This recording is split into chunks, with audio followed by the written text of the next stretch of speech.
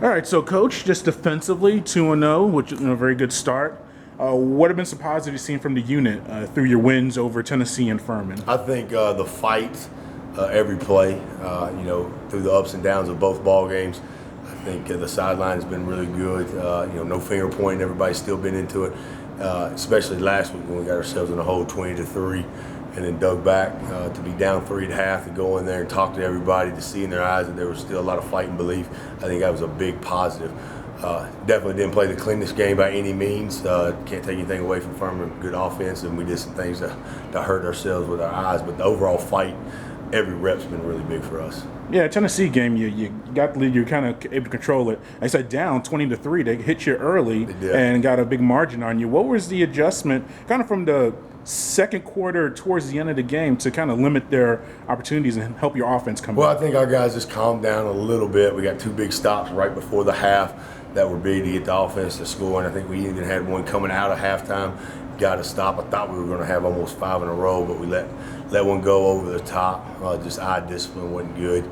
But I think just calmed down. They did a lot of good stuff, moving and shifting, and our eyes had to be in the right spot, and sometimes it just caught us off guard a few times.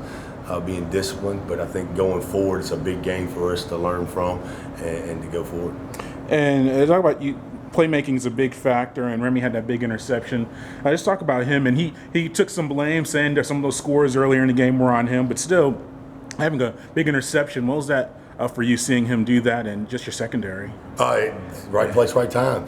Saw the right thing. Made a good play on it, and I wish we could have got one more block for him down at the end.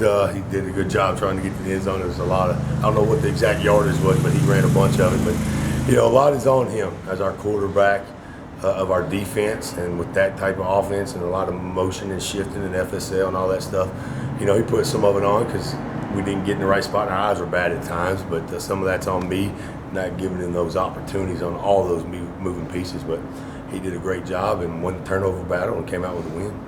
Yeah, and how much confidence does the team have just getting these 2 wins, kind of winning 2 different types of games on defense? A high-scoring affair against Furman, Tennessee with a little bit less like that. Where's the team right now just mentally, just so you can win these type of contests? Like I said, like in the years past, I don't know if we could have came back just mentally being able to handle being down 20-3. I think that shows maturity and also the belief in what we got on the other side of the ball. And all 3 of our units, I think, can play off of each other and be really successful. So just the belief system in all 3 units, I think, is really big with our team right now. And lastly, what about Western Michigan heading up there, a long road trip?